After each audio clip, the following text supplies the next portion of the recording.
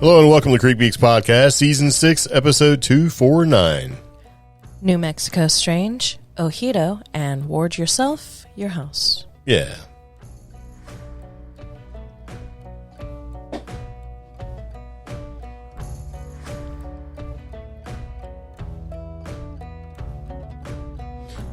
All right, so anyway, welcome back to the podcast. We have a very special treat for you, the listener. Yeah. Yeah, I'm Greg. I'm Omi. And this is the Creep Geeks Podcast. That's right. Now, this particular episode is actually a Patreon Plus episode number 10 sneak peek. Cool. Yep. Every so often what we'll do is we'll take one of our episodes that we do for Patreon and we'll sort of put it in place of a creep. In other words, it's a sneak peek. Yeah. To let you know what we do with our Patreon. So. Yeah. So along with bonus episodes, they also get first access to some of our evidence, behind the scenes footage, as well as some other footage that as patrons they can help us look at, especially if we find something unique or interesting. Yeah. Yeah. Yep. Yeah. It's just kind of one of those things. So anyway, it's hot. It's very, very hot. It's been hot for like 4 or 5 days. And what I've noticed is that our podcast studio / office room is hot. Yeah. It's weird. It has way more humidity in here than anywhere else. And I don't like humidity. Just saying. I wonder What do you if mean? No, you like it? I said, yeah, because I don't know what. I've noticed it. I'm like, I don't know why it's like that in here. Is it because of the time of day and the fact it faces the elements? Well, it is hot 30. Yeah. So that's probably Hot 30. Yeah.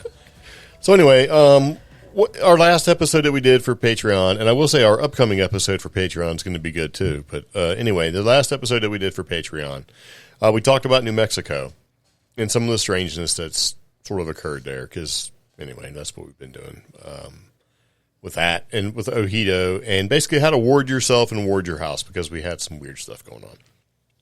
And so that's kind of where we led into that. Okay. And went through and we spent a little time talking about some of the things that we've seen. It was pretty good. At least I like it. It was pretty tasty episode. The Southwest and the desert, I guess, for people who are, very avid paranormal and UFO show watchers for TV and even streaming channels, there's been a lot more of the Southwest on TV.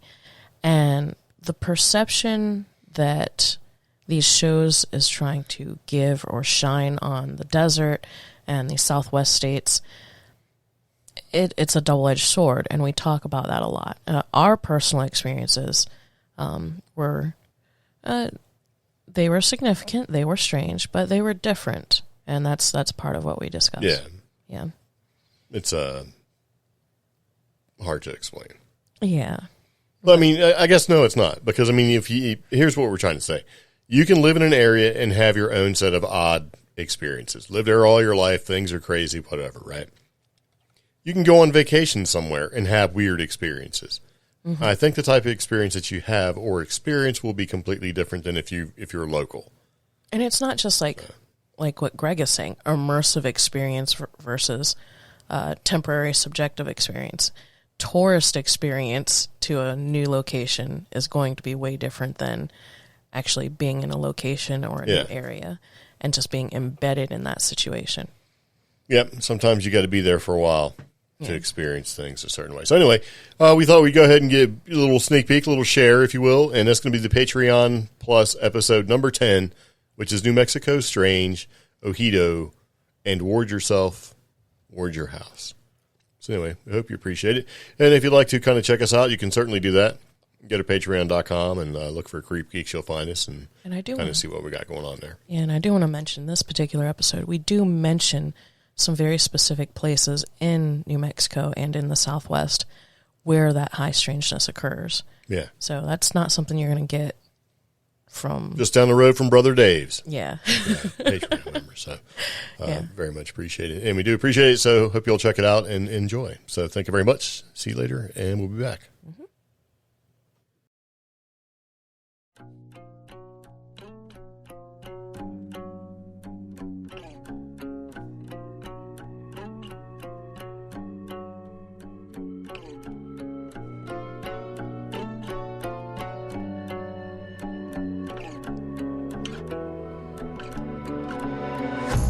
Hello and welcome to the Creep Geeks Patreon Plus episode number 10. New Mexico Strange, Ojito, and Ward Yourself, Ward Your House. Yeah.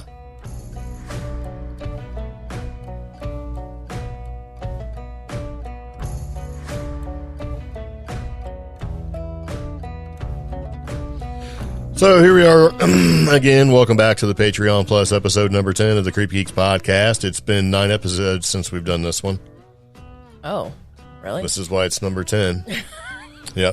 All right. So this particular episode, we do want to say thank you very much because this episode is brought to you by you, I guess. Our patrons. Yes. Yes. So we have a lot of stuff to talk about. In this particular episode, we're going to so explain to me and whoever else is listening what the deal is with this first section, because we're just going to jump into it. Oh, okay. I thought we were going to talk about why it's a Patreon episode or something. Well, yeah, that's isn't that what I just said? No. Well, what? All right. What? Okay, look, here's the deal. I'm going to need you to take a step further than what you normally would, you know. Okay. Yeah. So hurry up. So Got a lot of stuff to do. the purpose for this episode is that we're basically discussing some of the weirdness that we've encountered, especially in our travels and our time living in the Southwest. The inspiration from this stems from, we've noticed a lot of trending attitudes and interests in some of the Southwest, some of the stuff that's going on out there in the I'm trying to pick up a good jumping off point here, but I'm trying to make that song stop. The damn song, I've tried to turn that song off like 10 times. It just is like, screw you, man. I'm playing all the way through. Okay, so let me see if I can. Yeah. I know, but I'm like, what the hell's going on? Okay, so we've been having some weird issues all of a sudden, and that's part of the reason why we're doing this particular podcast, because we've added a section to it. Yeah. So let me see if I can sort of steer this in a direction that at least I think makes sense. Okay. So we've been noticing a lot of things about, on TV and through other podcasters and stuff where they start talking about the Southwest. Right? Yeah. And a lot of that is derived from them taking little trips out there. And it's perfect time to travel to go to the Southwest unless you want to get well, it's May now, but April in New Mexico is like the wind season and tumbleweeds getting blasted in the face with sand. But yeah, and we've been seeing some things and also this goes partially due to the recent Bigfoot episodes we were watching. Was it Expedition which one? Is it Expedition Bigfoot? Yes.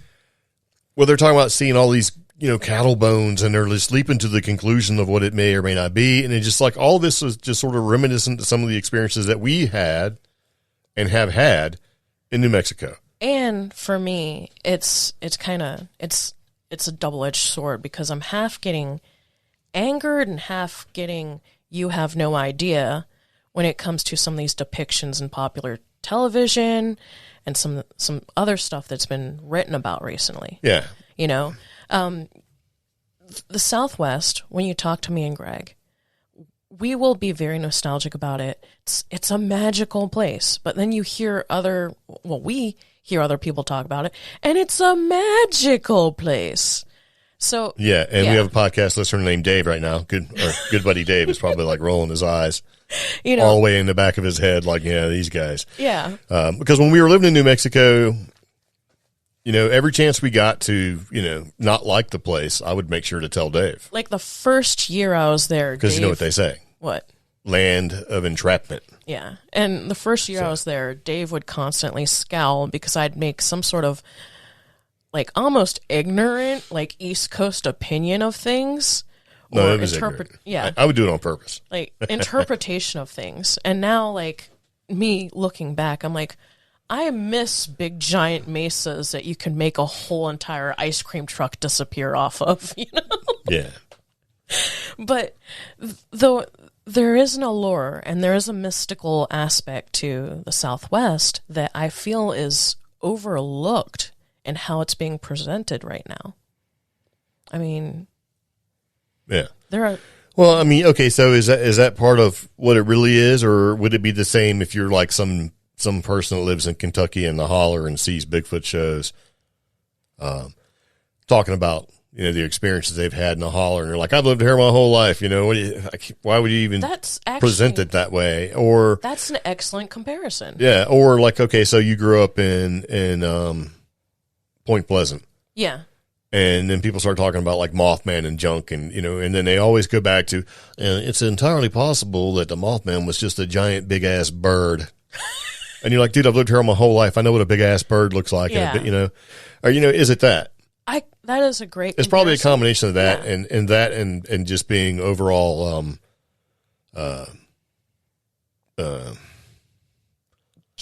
disgustipated with just stuff in general. Yeah. Maybe. For me, anyway. Because it's that time of year. It's like, you want to do stuff, but you don't want to do stuff. You know, you want to go places, but you really can't go places until other things happen. So you're just like, you know, it's springtime. It's like we're stuck in a holding pattern because we have so much other things to do, and we've been keeping busy. You don't want, and then the freaking pollen is just, it's upsetting, man. That's one thing I miss about New Mexico. New Mexico doesn't have a high oak pollen count. No, but you can get hantavirus from a dead mouse that died 15 years ago, so it's a trade-off. Like, see, there's a lot of dirt out there. Stuff doesn't go away. Knock on wood, did I ever get hanta? So. I don't think that's a comparison. It's like, did I get the bubonic plague? Well, no. I mean, you know, not everybody gets other diseases as well, but, you know, also New Mexico, you know, and so here's something I've noticed too. Like back in the olden days when a dog would poop in the yard, it would turn white and go away. That doesn't happen anymore. Think about that. And in New Mexico, it just gets petrified. Yeah. But there's a reason for it out there. It's just so dry. Things get petrified. You know, you can find a petrified cat skeleton in a cave somewhere in, you know, Arizona, for example, and then want to say, hey, guys, I'd like to be on your podcast and tell everybody that this dried cat is a chupacabra, and we have to go, no. Or even better, you'll see pictures floating around the internet allegedly of Texas, but you know it's Rio Rancho, New Mexico, and a coyote skeleton dried out so much that the high winds blew it into the power lines, and people are trying to pass it off as a chupacabra. Yeah. You know? Desiccated. Yeah. So well, okay, there you go. We don't kind of got completely off track of what we're talking about, but okay, so we've gone and done adventures and went to places in New Mexico, and primarily we were doing it as a way to go take pictures and stuff. And I'm sure we've said this a bunch of times, but kind of wound up going to a strange area, you know? Yeah. Areas of maybe high energy or something like that. It's kind of hard to put your finger on it. You just get drawn to some places. And one of the places that we used to go to quite frequently, like almost every other weekend, or for a while there, it was every week, okay, so we've said this in the past too. You could basically hang a right out of where we lived and drive for 20 miles, and you could be in a couple different places that were pretty much amazing, like Jemez and Ojito. Yeah. Ojito is a desert wilderness area where a lot of people go ride bikes and shoot guns and stuff. I mean, like bicycles and stuff. It's a wilderness area, and it's not too far away from where we lived in the grand scheme of things. Yeah. And for people who are interested in just random trivia, Ojito is where one of the largest dinosaur skeletons in New Mexico is found. Right outside that, you have San Ysidro Trials, which is one of the more unique and harder trail wilderness areas. And even before that, when you leave Rio Rancho, New Mexico, not far from there is where they had the Big Chief from Breaking Bad. So, well, the Big Chief was like a gas station, and it had a big Chief painted on it. So, like, you could leave our neighborhood and suddenly have, like, access to 3 just amazing things altogether, you know? Yeah.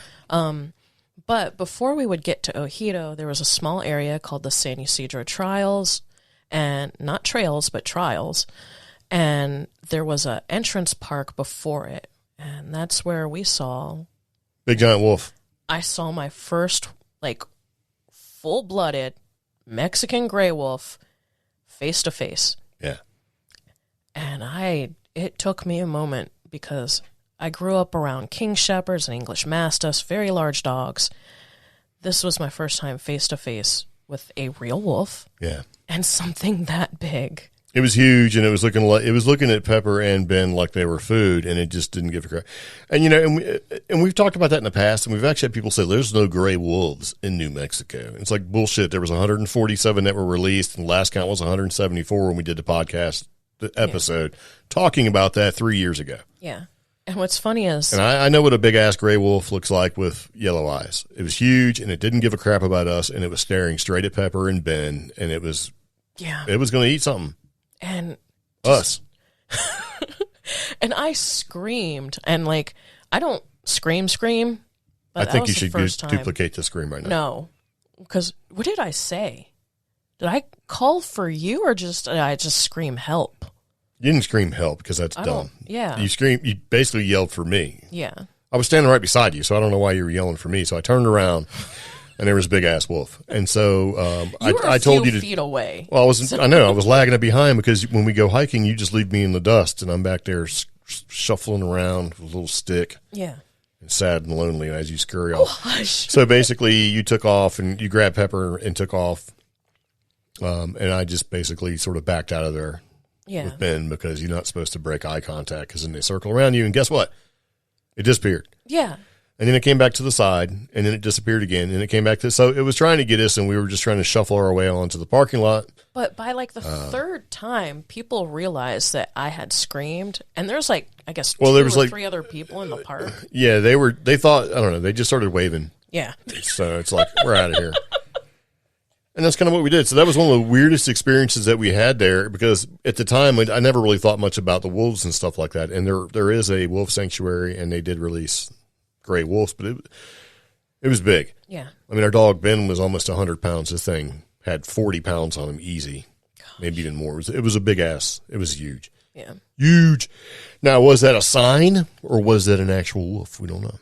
I mean, it was a wolf, but I don't think it, see, this is kind of one of those things. At the time when you're in it, and the time when we were there, we were not.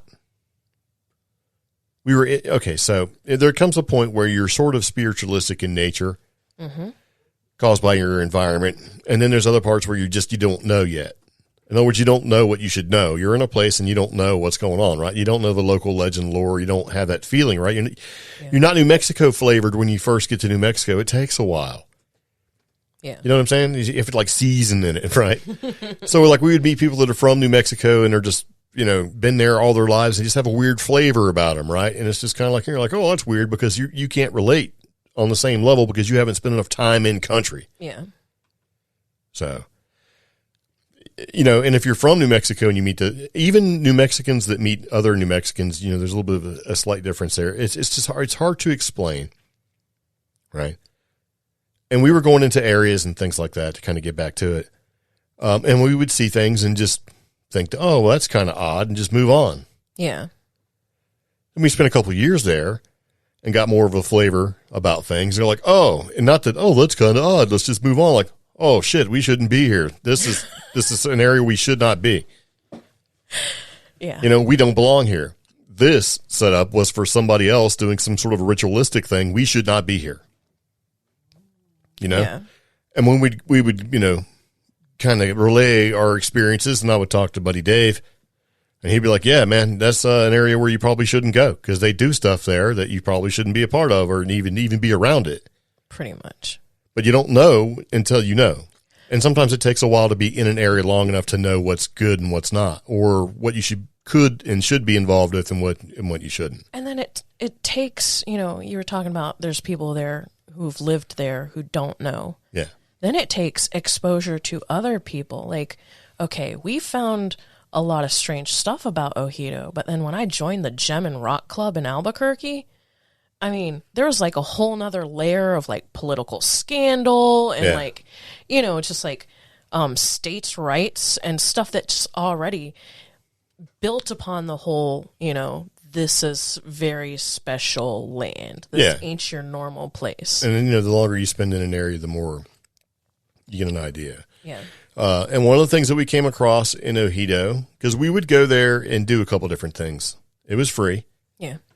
It was always fun to drive on the dirt roads, right? There was always people there. So if you went off the road a little bit, or if you wanted to kind of maybe learn how to drive through deep sand, or, if you just want to kind of explore a little bit, but in a safe area to where you wouldn't break your car or your truck or whatever.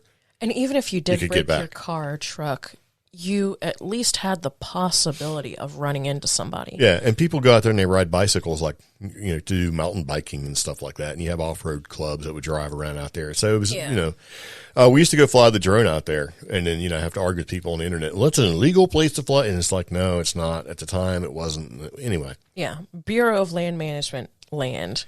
Yeah, and it also splits some native land. And there's lots of cows and farmland, because a lot of open, not necessarily pasture, but sort of open roaming, what do you call it? Free range? Yeah. So you'd see cows and stuff that kind of walk around every so often, but they were typically separated by fence. But it wasn't uncommon to see cattle, and sometimes you see the occasional horse, but the land was sort of divided between sort of mixed use. It was mixed use, leased Bureau of Land Management area. Yeah, and you could camp there. You could go there and camp there. For free. Yeah, they had a limit to it, though. It was like 3 days. It wasn't like a 14-day limit. Yeah, and the bike trails you're talking about are the White Ridge trails, go. which, oddly enough, also butted up against a gypsum, mine that had been for sale since we moved there. Yeah, and gypsum's used in things like cement and other stuff. So. Or it's like all of White Sands National Monument. Yeah. So it was this weird mixed sort of recreation area, and, they find dinosaur footprints there, and there was all sorts of stuff. There was even areas of petroglyphs and things that we could never find. And one of the things that we did run into quite a bit, and this one time we ran into this that we're going to tell you in about 2 seconds, we had been there long enough, as in let's just say in country, right? Mm-hmm. We had been in country long enough to know, wow, we shouldn't goof. We should go. Yeah. And we had been to this particular spot many times before, because it was kind of an overlook area where, you could kind of drive up this little hill kind of easily. I mean, it was still, you needed anyway, you could get to it with without having to really hurt yourself with 4-wheel drive. And we'd always take Omi's adventure mobile, her Trailblazer out, because her Trailblazer with the surprisingly capable 4x4 for this stuff, not a problem. And we'd go up there, and you would look, down into what almost looks like a sort of little miniature Grand Canyon. Yeah. And take cool pictures and stuff like that in rock formations. You could see for miles and miles, and we would go up there and take pictures and stuff. Well, one time we went up there, and you were taking pictures, and I was over to the other side walking around looking to take pictures, and you came across this thing. Which one? Okay. You're going to have to lead me in a little Okay, better. so you came across this pile of, Okay. So the first thing I came across was what appeared to be like a horse skull. I think it was a horse skull, judging by some of the hair on it. And I was like, huh. Well, I kind of looked at it more, and I realized it was relatively recent, considering desert. Well, it was more than just a horse skull. It was the whole thing. But then I walked literally 2 feet, looked around a tiny patch of tall grass, and found the rest of it. Now, the problem with the rest of it was the head had been removed, I think, by something, but the rest of it had been bound by rope, tape, and some chain. Yeah. So the back legs had chain, and then the front legs appeared to have been bound in 2 spots by rope. Yeah. And it wasn't like rope you buy from Home Depot. No. It was rope and hair. It was like old rope, too. Yeah. That was a thing. I'm like, what? So, yeah, and, plus the ground was brown. Yeah, so, and our friend Dave always told us, when you go to the desert, if you see a fresh bloom amongst the rest of desert, or you see relatively brown or fresh dirt, that's where decay has happened. And there might which be makes sense. And, he could have seen that on TV. Yeah. Well, you know what? I'm going to give Dave all the credit he deserves, okay? No, I know, but I think it's like, well, I'll lift the man up. So that was kind of odd, right? And I'm like, and we were looking at it. But the thing that did it for us was there was a cairn made with Cairn, who cares? Little stack of rocks made specifically, but there was also a bowl with offerings in it of different things next to it.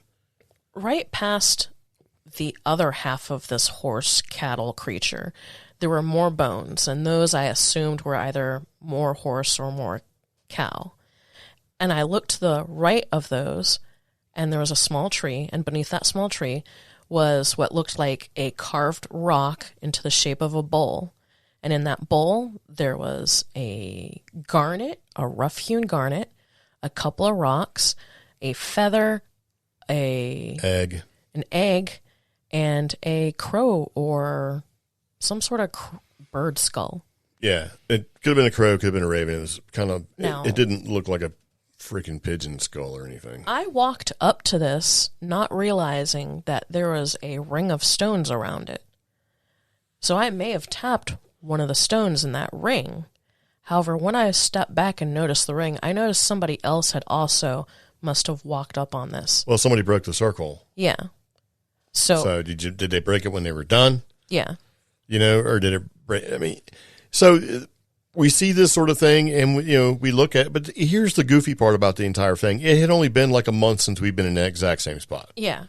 And this thing was down to bones. That was a thing. When white bones, like it'd been there for a while. Y'all keep hearing me say either a horse or a cow. I was pretty confident that the skull I found was a horse. Yeah. But the other half was kind of cowish. Yeah, it could have been a burro. Who knows? There wasn't enough left for me to make that decision. Yeah, and there wasn't hooves. Yeah. You know, it was a strange thing. And this is an area where people go camp. Yeah. And you can go around and see like shaded sort of spots with shaded by tall rocks. And we're talking about like huge rocks where maybe they're there for a windbreak, that kind of thing. But where this was, it's unusual. The whole thing was unusual. And so we did like what any, you know, investigative people would do. We left. We took a bunch of pictures. And then we left. Yeah. Because here's the thing. The more we kind of got creeped out about the place, the more bones I found of other creatures. Yeah. So, and that was the weird part about the entire thing. We'd been there many times before and take pictures, and I flew drones around through there. You know, when we first sort of got interested in this sort of thing to the point where it became more of an obvious thing to be interested in because of the area we were in, we never noticed those little signs, details, things that you should notice. You know, if you're like Sherlock Holmes and you walk into a room and you notice all these details, we weren't doing it. We didn't. We were chasing up that mesa ridge because I was like, wow, if we do get right there, he can take his drone and he can go over the lake or he can go over the mesa with the drone, you know, because that's the weird thing. This thing, like you said, it was kind of carved out and protected by the wind on one side. But you could look down and see into this huge mesa, or you can look behind you, and it leads down to this water where there's all, you know, the cows sometimes go and, you know, it was a watering hole that appeared when it Yeah. had some pretty substantial rain. But yeah, we had gone there in the past, and we'd gone all over that place, and noticed things, but didn't really notice things. And the longer we lived in New Mexico, the more we became aware. Yeah. But that was the that first... maybe some of the things, like this area that we went up into, it, you know, seeing something bound or whatever and all that, yeah, that's pretty weird, right? Yeah. But then taking a step and looking and seeing all the bones and everything that was there, it became apparent to us, wow, this is not just a regular pile of bones, right? This is not something you probably see maybe as a sick animal or whatever. No, this was ritualistic, and it was there. Yeah. And the thing was, you're like, well, if cows use the area below as a watering hole, maybe the cows or creatures came up there naturally and died. No, A, rope, B, they wouldn't go up. They would probably go down. Because it's pretty rocky. You and know? Cows aren't like, you know, there's goats that climb cows mountains aren't noble, like, let me travel to the highest peak and pass away. So it was a weird thing, and, you know, we spent time in there, and we started looking back to some of the areas we'd been in Ojito and found that sort of thing in many different places out there. Yeah. So it wasn't just sort of a one-off thing. And then, you know, we started noticing some of the other stuff that was there, you know, like painted on walls and things like that, and little symbolage for different things. And then it sort of turned into more of, this is probably, some of these spots that we would go to are probably not areas you want to sleep in, camp in, or hang around. Like, okay, at Petroglyph National Monument, which is right there in Albuquerque, and the area that's dog friendly is right there behind, like, a grocery store and a gas station, believe it or not, and a neighborhood. And I'd take the dogs there, and there's this one particular petroglyph that I have a photo of that I kept seeing when we'd go to these weird places. And that particular petroglyph for me is the weird circle that's bisected, you know, has like a cross through it, and then has little shapes in it. Yeah. And I kept seeing that, like I saw it at Lobo Canyon, I've saw it at Ojito, I've seen it in a couple other places too. Now, I don't know if that means anything or if it's a very common symbol to find in petroglyphs, but to me, it was just like, I keep kind of like seeing 1111 everywhere, you know? Yeah. But for me, that's what I kept seeing. We even saw it in Himas a couple of times. So it kind of opened your eyes to be more aware of what you were seeing. Yeah. And then one of the things I noticed with that symbol that I kept running into was, yes, we're encountering it at all these places we go to, all these really strange places. But then consider the petroglyph as well as this particular strange place. It's almost like, is this a marker for this being a strange place? Or is this a marker noting, you know, indigenous or native land? Or is it something else? Like a sign to people who have weird things happen. Yeah. You know? Almost like a ward. So. Yeah. Possibly. Yeah. Marking like areas of high strangeness or areas we should avoid. Like. Yeah, it's a weird thing. And, you know, this kind of goes back to we didn't know what we didn't know. And the longer you spend in a place, the more you can start seeing signs for things. And then, you know, the idea that you could go to places and not really know what the scenery's all about is just kind of strange. But well, it's like one of those, like, you know, looking for the 37th parallel, or younger folks using things like the app Liminal Earth, or the weird app that we were checking out to find strange places. Oh, yeah. You know, that kind of... It's funny. I talked to Dave about that app a while ago, just through text message. It's, I don't like it. Yeah. Because every time we even tried it, it was like, no matter what we do with this particular app, it's trying to put us in a place where we're going to get in some kind of trouble. Mm-hmm. Now, and I'm like, that's just kind of weird, you know? Oh, Randonautica. I wasn't going to say the name of it. Well, here's the thing. That particular app, as well as things like Liminal Earth, it's kind of handing weird places to people without the research or without the preface. I mean, Liminal Earth is like, I'm going to take you to strange places. Here's a list of strange places. But being able to recognize you're in a strange place, either through symbols, petroglyphs, rituals, you know, things like that, I think that's something you have to learn yourself, you know? Well, yeah. Or, you know, experience, but not through an app. I don't know. It's just kind of weird. And we go to these places and see this weird stuff. And when we first got there, we're like, oh, that's unusual. But you don't know if it's unusual just because you're in a different place and it's just normal. Yeah. Or if it really is unusual. And going back to the show where they found all these bones and they're like, you know, this is not natural. And I'm like, well, if you're thinking to myself, if you're a hunter and you shoot a bunch of stuff and you're just going to, you know, that's where your side-by-side is parked. Yeah. And you're going to dress the animal, take what you want, and leave the rest, and just leave it in one spot instead of scattering your kill all over the place.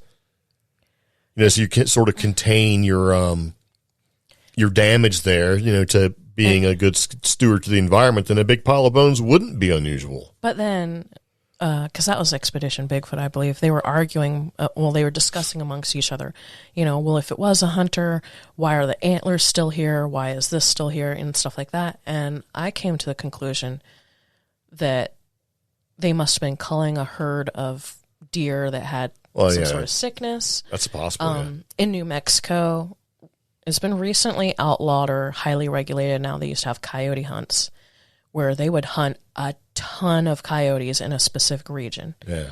And once that hunt was done, it wasn't like yes, it was a contest, but once they were done, pretty much all of the coyote remains were piled up in one area. Yeah. And discarded. Well, it's also possible that maybe some of the stuff that was there were animals that were maybe hunted out of season or something like that. That's true as well. I don't know, but because that horse cattle skeleton I found, that was not supposed to be hunted there. Yeah. You know? So who knows? Kind of a weird sort of thing. It sort of led us down this path, and we started looking at different things and thinking about like wards. Yeah. And sigils and stuff like that. And that's what we're going to talk about next. So what we're going to do is take a quick break, and we'll be right back, and you're listening to the Creep Geeks podcast.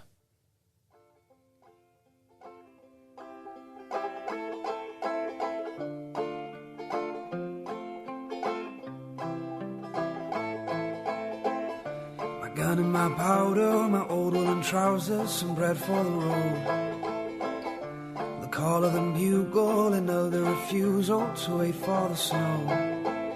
She knows that I'll grow slowly as a raindrop down a window pane. She knows that I'll hold a locket on a chain to keep the evil things away.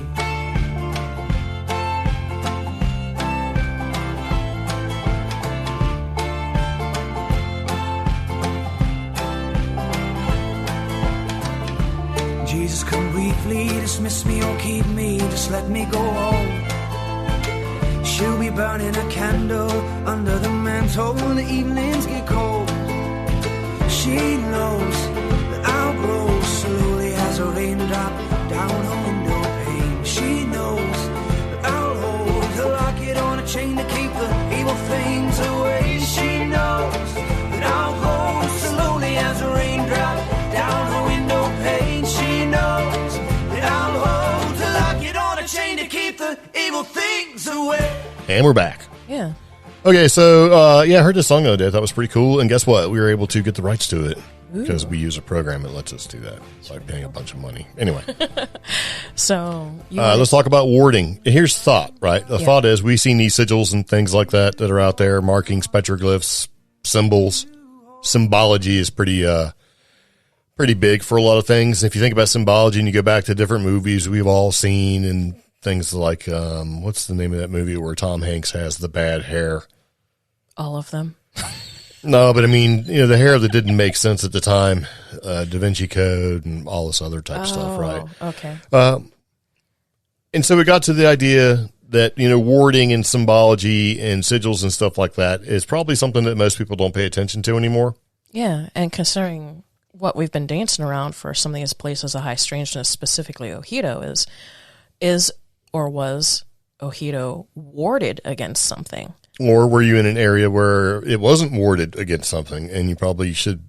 So that's the whole idea behind, like, when it comes to going to these maybe possibly ritualistic areas or areas where things have been performed. Yeah. What happens if you go there? Should you yourself be warded? I mean, if you're aware of it, and that's something too, if you're not aware of it, like what it's all about, are you safe? Are you not? Is there safe through ignorance with some of this stuff? And I want to say yes, because there's like a whole separate debate about that. Like when it comes to like horror movies and horror stories, like when the ignorant person comes in and nothing happens to them, but then the person who pays attention to the details, that's when this reminds bad me. thing happens, It reminds me of a podcast episode I was listening to where they were like, they were talking about a character in their story that they were talking about, and the guy wasn't worried about what was going on because he's a white dude. And he's like, this is Africanized voodoo magic, and I'm a white guy. It doesn't affect me. It's not me. See, it's not for me, right? Because it's voodoo stuff. I'm a white dude. Doesn't apply. Yeah. And is there some, there might be some truth to that to a certain degree? Because if you don't know, and you're not going to worry about it. Whereas I think that if you're more aware of what it actually is, you're probably going to dwell on it and worry about it more, and thereby sort of making it happen. Mm-hmm. I don't know. But when you talk about wards and if these places are warded, for me, I do think part of Ojito is warded. Well, we've been a couple different places where it seems like the intent was to have it be used for something that maybe we just weren't clear on. Because there are different types of warding, and the article we've linked to in the show notes does discuss warding. This is 5 ways. I mean, the basics of warding. We put some links in here in case you wanted to do your own little research here. And essentially, this has a big, long caveat about practicing any level of intermediate or advanced witchcraft. Essentially, though, warding is a broad term to describe any form of magic intending to protect a person, place, or thing from negative or parasitic energies and entities. Warding is such a broad category, which is true, including everything from creating a guardian or a charm to protect the home, to wearing enchanted jewelry or clothes to keep a person safe. Yeah. Now, for this particular article, they split it into two categories, warding the home and then warding the person. Yeah, but let's talk about the wards real quick. There's different types of wards, because some people that would read this and go, oh my God, this is witchcraft, I'm not going to be a part of that. Yeah. Now, if you look at some religions that we've gone through and sort of maybe borrowed some aspects of, I mean, how many people have like a St. Christopher medal? Exactly. Or, if you find a penny and it's on heads, pick it up.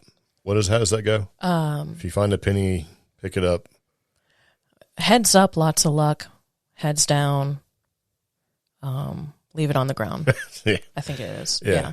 And then we lived in coastal Virginia. My mom's side of the family grew up with witches' balls, which are these very ornate, rough pieces of glass that at one point were like buoys back in the day. Yeah. And you had those at either side of the front door or in your kitchen window to trap bad things or to ward off bad things from coming.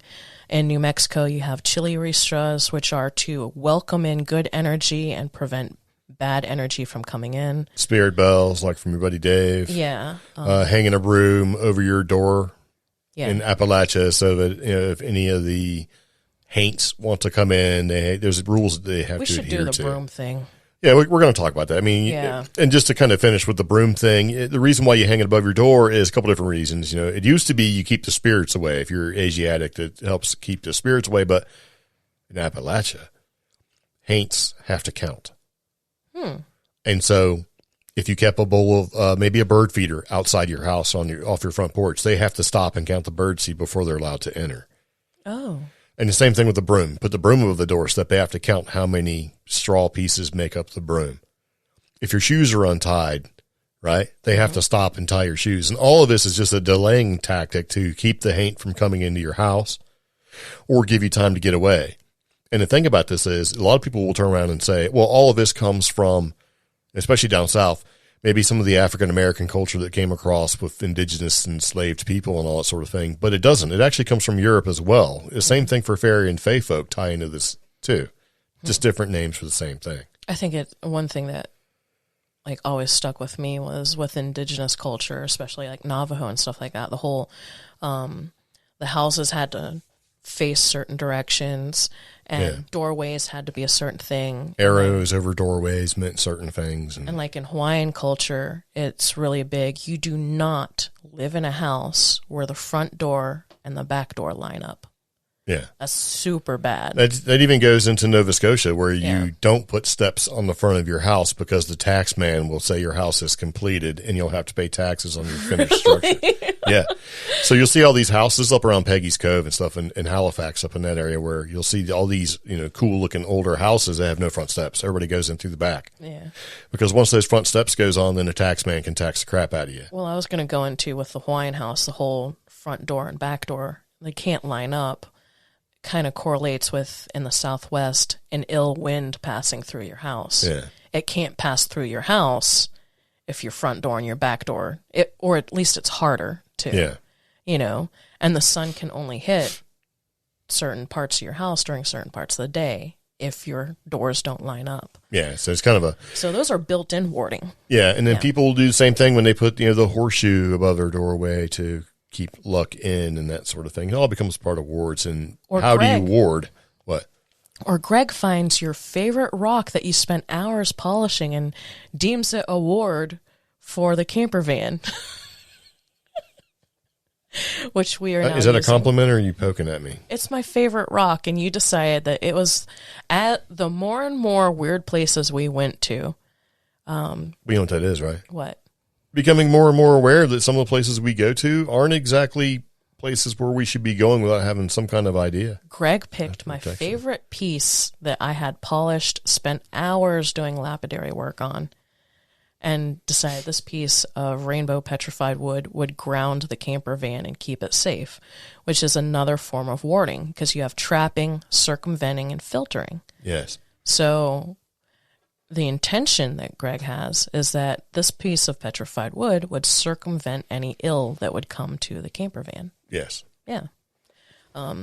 Trapping. So you got to kind of point this out since it is such a broad category when it comes to, warding, whether it's everything from using guardians, charms, enchanted jewelry and stuff. Before you set up a ward, you got to cleanse the space of the person in order to make sure that you get rid of all those negative energies, right? So you got to ward. You got to cleanse before the ward actually occurs. Now, you can cleanse a couple different ways. If you give somebody a ward with the intent that it's there to protect them and you've done the groundwork, then just by you giving them that ward, it can basically cleanse that person and make the ward strong. Or, even just giving that person the emotional and mental space of, this is a chance or an opportunity for you to protect yourself. Yeah. Even that kind of helps almost wipe the slate clean or cleanish. So when you work with like benevolent energy or you work with the intention to protect, that in itself is a form of cleansing as well. When your intention is out there to create this thing of protection. Yeah. Now, it does get tricky because, like I was saying earlier, this article talks about trapping and filtering. Filtering is a gray area. Trapping is kind of weird because, like I was talking about the witches' balls, depending on where you grew up on the, East Coast, a witch's ball will either trap a witch or trap bad stuff, or it filters and deflects it. So, well, I mean, it depends. Just like Dybbuk boxes, if that the intent is to entrap. But if you are a good person with a good house and now you've trapped bad energy, that to me still causes a little bit of a dilemma for people who don't know how to handle it. Well, if you look at circumventing, that's the way you divert it, right? Yeah. And circumventing can be the same thing when you look at the broom and maybe the bird seed and things like that to keep things out, right? Yeah. And so you sort of circumvent the intent of whatever it is. When I was still delivering food it's like a diversionary tactic for the food for negative entities. Yeah, when I was still delivering food for the food hub, me and the driver, we came across this one crazy house. And like, after the fact, I talked to other people and they're like, yeah, all those crazy open jars and then the dark ones that were all filled up around this person's entire house. And I'm just like, yeah. What are they keeping away? And they're like, they're keeping away the bad stuff and the haints. And I'm like, well, what about the jars that had lids on them? They're like, you don't ask about those. Yeah, it's like, are they sweet jars or what are they doing? Yeah, So. But see, that's part of it too, right? If you don't know and you go walking up on a place like this, you're like, oh, these people are crazy. But are they really crazy or are they going through something? Yeah. The more you spend time, the more you know. And it just becomes part of your thing to avoid areas like that. If you don't know, and you're like us, let's just go here because it feels neat. This feels like the place we need to be. And there's like, stuff going on. Ritualistic or even sigils you see all over the place. And you're like, what does that mean? And see, I'm okay with that because that whole, this is the place we need to be, that goes into like my whole like life thing, which is I was there to experience this. Yeah, but I mean, that's great and all, but what if you're being drawn there because something is trying to draw you there? I keep thinking back to the deep sea fish, right? Who has a little glowing, little phosphorescent, bioluminescent light bulb thing growing off the top of his head. Mm-hmm. Like, wiggle, wiggle, wiggle, wiggle. And you're just a happy fish swimming by going, ooh, look at that. What is that? Wiggle, wiggle. And next thing you know, what's he doing? He's eating you to death. Eating the ones that ain't strong enough to swim away. I'm drawn there. Ooh, look what. Yeah. How do you know? How do you know if you're going to be strong enough? Always be a strong swimmer. Yeah, that fixes everything until you're not. Right? Until you're distracted. Maybe one of those little deep sea anglerfish has two little wigglers. Wiggle, wiggle, wiggle, wiggle, wiggle. And you're like, ooh. And next thing you know, eaten to death. Nope. Yep. Not me. So if you have the instinct to get away, you should just get away. It's probably there for a reason. And I think that over time and with our society as a whole, we have been training our offspring and everybody else to ignore those instincts because it's not polite. You yeah, know? but that can go into a whole, like... Of course it can. That's the entire point. Instincts, man. Everybody's got their own little spider sense, or if you're watching the Spider-Man movies, a little Peter tingle. Okay, let's take it a step further from, like, the Peter tingle and go to, like, not following the White Rabbit in The Matrix or Alice in Wonderland, or Robert Frost's The Road Less Traveled. For What every road is he story, talking about? but for every wonderful story you hear like that, where the person has emerged victorious from their adventure and is a better person, is a story you haven't heard about where those people have just basically been eaten to death. Nobody tells their story. Because history is written by the winners. Yeah, that's what you say. And are they all winners? History is written by the survivors. True. Yeah. Oh, And not every survivor is a frickin' winner. that's definitely Some of them true. that are still living around today have tattoos on their arms where they were tattooed for the chambers but made it out. That's true. So there you go. Wiggle, wiggle. Nope. Not the same thing. Exactly. So anyway, if we ran across that kind of thing today with basically what looks like a ritualistic cow thing going on from what we were talking about earlier, and I'm seeing these weird symbols and stuff, and I don't exactly know if it's good or bad, guess who's not going over there to kick some rocks around and find out? But see, that's where, like, when we had that weird experience at the Continental Divide. And Well, don't talk about that yet because we'll talk about it in an upcoming episode. I'm not going to say what it was, but what I'm going to say is, rather than leave the situation as immediately as we did, I still regret that because I kind of wanted more of a respectful moment to really take in what was happening, right? Yeah, well, you do that on the car on the way home. That shit was time to go. So... And I think that even if we'd been there with somebody who knew all about that and was well immersed in their culture and their upbringing, they would have said the same thing. Let's go right now. And there's been another moment where I've felt like that, and I don't know if you also felt that way, but here in the Smoky Mountain National Park, we have that Masonic monument. And twice now, you've kind of gone, okay, this is a time we need to go. And at that time, I usually get a weird feeling. And I'm like, okay, is he feeling what I'm feeling? And what would happen if we stayed an extra 2 minutes? You know? Are we going to see something? And Or wiggle, wiggle. Is that what you're going to say? Yeah, or you get arrested.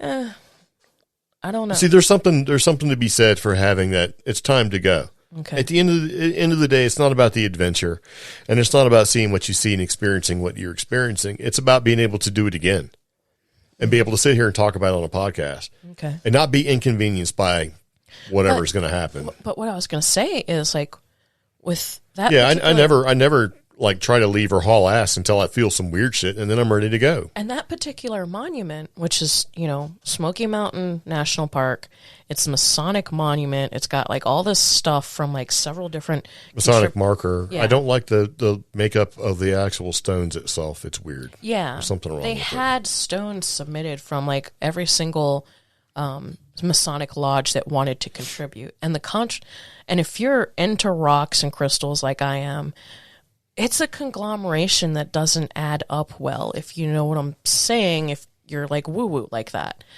On top of that, it gives off a weird vibe. Yeah, maybe that's the whole point of the And then we've structure. met other people here in McDowell who have told us that there's a military base right next to it, like a deep underground military base near there. Yeah, it's relatively close to Paris. Yeah. And anyway. And, so I'm like, okay, if we stay that extra 2 minutes past that weird feeling, are we going to see something weird? Or is the weird feeling the Masonic marker acting as a ward against us, against the curious people? That's what I've wondered. Well, you never know. I mean, if you go back and you keep getting the same weird feeling, it's doing its job. Yeah. It's pushing you away. Right? The first time we went, it was weird. It was time to go. The second time we went, we didn't stay very long because same thing. It was weird. It was time to go. Yeah. And then, is all of that sort of a precursor to something that's going to happen? Then we went over and did the Overlook, right? The Thomas Divide Overlook, and had a weird experience there. It happened maybe an hour after we were at the Masonic marker. It's led us to, It's time to go. Yeah. Because here's the thing, a lot of the stuff that we sort of experienced or thought we were experiencing or whatever hasn't been nearly as unsavory as what's been here in Appalachia. Yeah, that's... See, I've been out in New Mexico, and we've been out there, and you see coyotes and stuff, and you get that sort of weird feeling, you know? And you're like, okay, that's cool. But here, it's like, it's get out of the woods. It's go. Yeah. Get out. I mean... It's not nice, and that's why I'm, like, quick to, like, haul ass. Let's go. You can dig deep into my social media and find my hiking pictures where I am miles away from people. I'm someplace in the Sandia Mountains.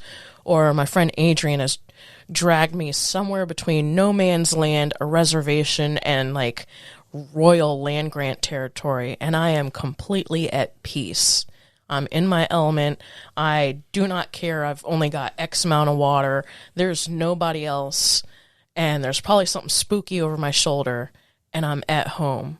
But I walk a quarter mile from where our bunker is up towards this foothill. Like, nope.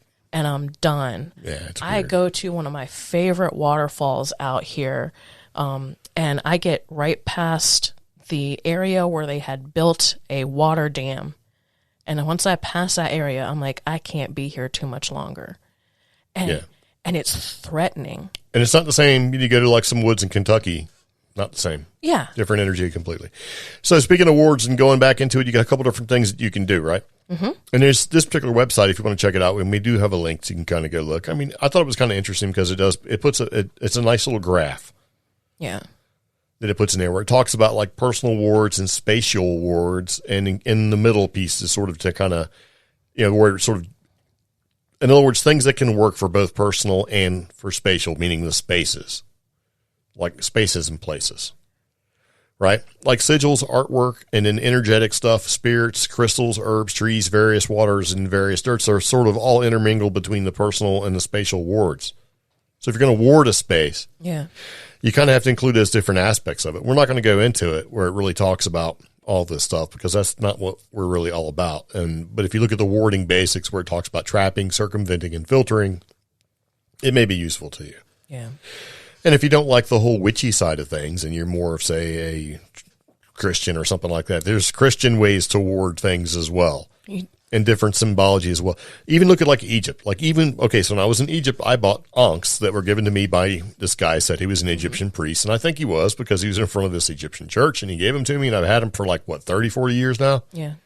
And I bought a certain number of them. We have one and my daughters have one each and that kind of thing. And everywhere we've moved, we brought it. Early Egyptian, Blessed, early right? Judaism, and early Romani are all really big into warding. Pagans. All of them. So like Romani, which is the new politically correct term for gypsies. Yeah. But early Judaism really big into warding because they were really key on this is a sacred space. This is this type of space. Catholics too, Yeah. and the mixtures that you have like with voodoo, where it's like Catholicism, a little bit of voodoo, and all that stuff. And like when Adrian took me to that church in New Mexico, that one that's like built into a canyon thing. yeah, That place is warded. Like you only get there if you're allowed to get there. yeah.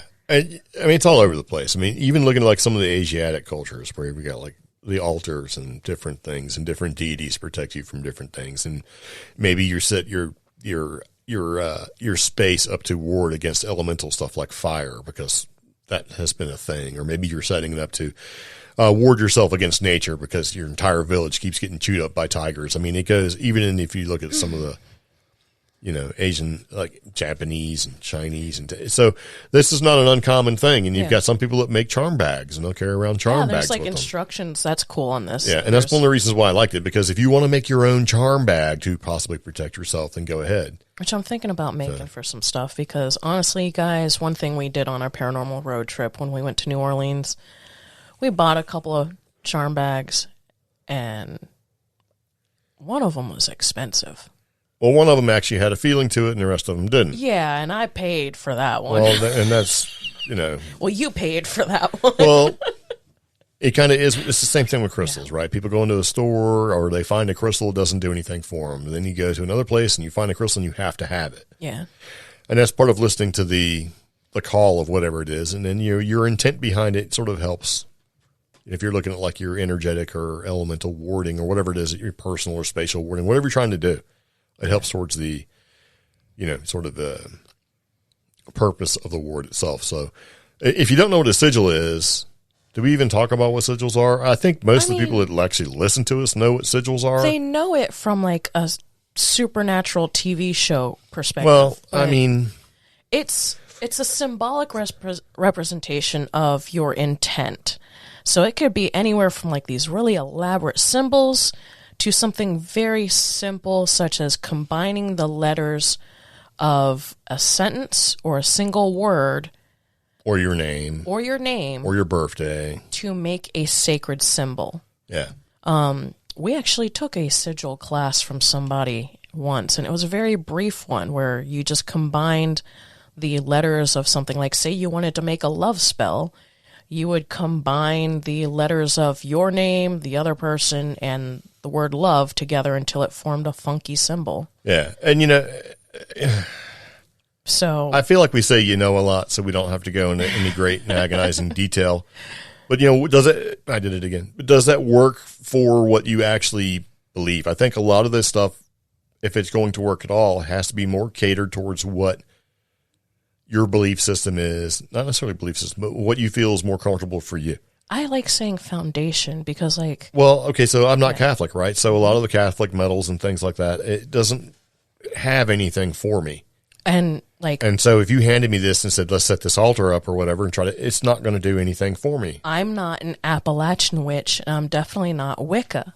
So when people tell me use this type of magic or try this, it's like Catholicism and Baptist to me, No, it might work if you have somebody there with you who does believe in it. Who knows if all this stuff actually works, but really whatever gives you the warm fuzzy or the fizz when you're doing it is probably what's going to work for you. Okay, I should make a sticker that says that. What? Feed the fizz or something, like warm and fizzies. Whatever gives you the fizz. And so and that's part of it. And you may run across a situation where, maybe somebody gives you something because they feel that this can help you out. And the intent behind it is they're trying to help you, so that maybe that can overtake any of the non-effect it may have for you trying to do it for yourself. Yeah. Like spirit bells, or just something that's like, hey, I'm going to put this positive thought to it, protective thought to it, and here you go, giving this to you out of the blue because it may be helpful to you. And if you're receiving of it, then you're good to go. It's probably going to help. Now, at the same time, if somebody hands you some bad stuff and you're unaware of it and you're receiving of it, then it's kind of opening the door. Yeah, like that recognition right there. Like, I'll say it, a friend who is... has certain beliefs, gave us spirit bells, but I can see the power in not just that person, but the intention in them giving us those spirit bells. So right. So that's why they're in the van. They jingle every time I hit a bump. I have a friend locally who is very much a folk magic witch, and she gave me garnets, and I value those, and I see the power in those. I do not identify with her magic, her particular strain, but I recognize not only... You can have their power. You can have a desktop dashboard Jesus and do the same thing. Yeah, it's whatever floats your boat and gives you the fizz, man. Yeah. But if you want to know how to ward and do things like that, you can kind of check out some websites, maybe do a little bit of learning. Who knows? Internet knowledge is subjective, of course. But if you want to know why you need to ward, that's something that it is a thing unto itself. But generally, when they say what is warding, right? Mm-hmm. You're just using it to create an energetic, safe space. And so hopefully it will help to prevent intrusive or unwanted energies from entering your space. Yeah. And hopefully that'll lessen the amount of offensive magic that you need to perform. Yeah. One of these things goes into like creating a home guardian. I do like this whole section they have here on the traveling witch and building an anchor and stuff like that. There's links in the show notes for the traveling witch. Yeah. So casting a circle. Yeah. Or defensive magic. Yeah. Or even using... Which is not Harry Potter. Yeah. Even using like quartz crystals to grid a house if you're worried about ghosts or you want to keep ghosts out, and doing that in combination with saging. Which we might take a look into. And that's funny too, because if you look at, how that's done, right? Some people will look at say, oh, you can't, you're just using quartz crystal. That's one thing. Oh, that might work. And then some people are like, well, hey, you're using, angel deities around your bunker area there to keep stuff out. Oh, well, does that really work or not? they may look at it as being like, oh, you're just putting angels out. That's dumb. That's not going to work at all. You got to use like crystals, and you got to use all this stuff. So it's really sort of subjective, I'm low key putting a quartz. Well, don't crystal. say what you're doing. Then you just negate the idea of what it's doing. Don't put it out there like that. Yeah. So whatever works for you. We're being deliberately vague because, hey, if you put it out there and somebody has the intent to take it away, that's how this stuff works. But I wonder though, like people who are very worldly or accepting of all the different things, is there a possibility to have conflicting wards or overward? Yeah. And it goes down to who's the stronger. Just like you see on TV. Who's the stronger witch, right? But see, they don't know. And that's the strength behind all the stuff that you would do for something like this if you subscribe or do any of this stuff at all. This could be the same thing as like your grandma handing you a bag to carry in your purse, right? She's giving you a charm bag, or she's giving you, it's, her intent behind it. How strong is she? She's not going to advertise, right? Mm-hmm. That's like when we went to the voodoo place and you talked about, the voodoo place, Madame LeVay's. Yeah. Right. And we went in there and there's stuff on the wall. It's like, oh, this is real voodoo. It's made in China. Right. And there's other stuff that was made on the walls made by locals. Yeah. And that stuff, I was standing there next to some of it sweating for no reason at all. And I'm like, whoa, man. And I you see what I'm saying? And it's like, well, there was a couple things. There was some stuff it was intermixed, right? And so it's all purpose driven because voodoo itself is not evil. Yeah. It's what you use it for. And some of that stuff was not used for good things. Yeah. Because it gives me a real reaction to it. And here's something that a lot of ghost hunters will try to do, and they don't even know they're doing it, like warding themselves necessarily. Yeah. Well, they'll imagine, right, light radiating from your body to create a barrier of your output energy around you, to deflect any foreign energy. And it works really well for empaths. I don't know why you smirk. This is what you're supposed to do to protect yourself. For me, and then you basically expand that negative energy, or you expand the positive energy that you're outputting. You expand the light to hopefully encompass you and your team. For me, though, I don't accept that one because that ball of light and that energy you're emitting outward, you're expending energy. So instead of condensing it within yourself. Well, you're also but see, you're also, it creates a shield, and you want to keep that shield away. The same person that basically takes and blesses your freaking bracelet to protect you against demonic energies, they're doing the same thing. It's a warded device. So how do they actually ward it if they're using their own intent? They do the same thing. They expand their personal energy, their positive light of protection into that device. That's why I don't necessarily think it works for people over the internet. They're like, yeah, hold it up to the screen. Let me go ahead and But see that same thing right there, that mental exercise of creating and flowing your energy outward, it's just, in my opinion, and I can be wrong, I feel like you're dissipating your energy outward instead of condensing it and protecting yourself. Yes, you're saying the word shield, but I kind of think the farther apart molecules go, the less protective something is. It just means that you're going to wiggle. That's what that means. You're going to get ate up. No, I'm not. It's all part of it. And you got to layer it all. True. And if you're not doing that, but there's also strength in numbers too, because if you did the same thing where you're animating, say, positive thought to do something, right? Power of prayer, and you turn around, you doing it yourself, may have some effect. Maybe, who knows, right? 1 million people doing it all with the same intent, and behind it will definitely do something. This has been proven, where they've had an effect. Yeah. And everybody that attempts it, like I think it was Art Bell. It was either Art Bell or George Norrie. I'm pretty sure it was Art Bell who tried something like this and actually got a positive effect. And they carry that even further if you look at somebody like the Newkirks, right? They've done this where they've created a sigil, and then everybody concentrated on the sigil, and your TV screwed up, So, yeah. I mean, who really knows in the grand scheme of things? It really sort of depends on how it's going to affect you. But we did put some stuff in there for you to kind of check it out if you want. And if you want to know about sigils and creating your own, there's a link that you can put in there too. Yeah. There's a link that we put in there too that you can take a look at and see. And you may be doing this without even knowing that you're doing it. Like maybe there's something that here's something that I think a lot of people back in the olden days, let's go back into the early 90s and even earlier into the 80s.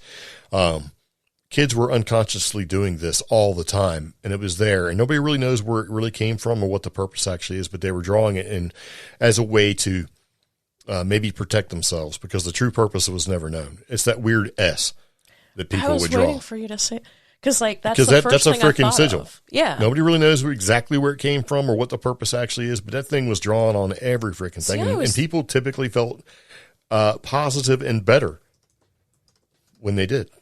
You know what I'm talking about, right? Yeah. When they drew it. No. See, I always assumed that it came from like a skate or surf company.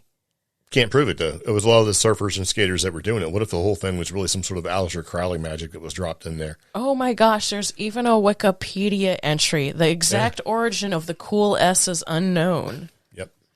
But it may have originated from geometry textbooks. Possible. But I mean, if you're in geometry class, you're going to start drawing the dumb stuff you see. But who put it in there? And it's funny because like I have such a weird opinion on sigils, but I drew that a lot, and I also drew like my initials because they have such sharp lines, because so because my initials basically equal like a north-south. Dum, dum, dum. I don't know. I always drew a sun, and eventually I just got it tattooed on me. So it kind of is what it is. Your own personal talisman or sigil or symbol or whatever that you derive some kind of idea of protecting yourself. This deserves a whole episode. Maybe. But anyway, I think at this particular point of the podcast, we're going to go ahead and wrap it up because I think we've been talking for a little while. So yeah. If you have any questions, comments, or concerns, let us know. If you want to interact and talk to us about it or send us a message or whatever. Yeah. Maybe you have a talisman or something that you've been doing forever.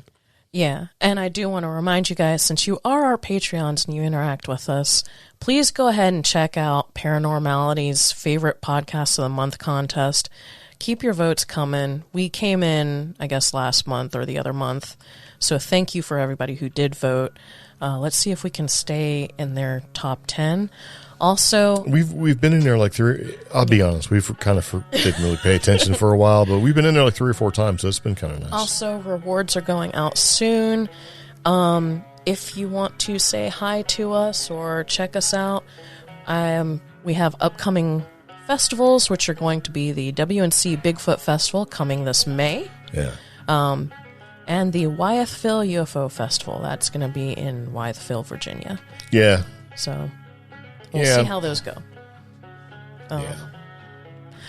It's good. Yeah. We're going to post some pictures as well. Oh, yeah. So, the pictures you have, because I don't know. I don't know. I don't know where my stuff is. I can't. Anyway. That's the other part of this high strangeness we haven't talked about. Some of these pictures that happened after these high strangeness situations, like, got eaten by the Google. Yeah, like, it's because we both have like Google Cloud, we have Google Photos, and some of them only recently reappeared, and I tried to grab those as quickly as I could. So yeah, I don't know. It's been weird. It's some deliberate stuff I've been looking for. I don't have anymore, which is upsetting. But yeah. Anyway, what pictures we do have, we're going to post for you, and so you should be able to check that out. And like I said, any questions, comments, concerns, or if you have something that you do or something that you'd like to share with us, let us know. What's your sigil, if you got one, or how do you ward? It's all good. Anyway, see you later. Take it easy. Bye-bye. Bye.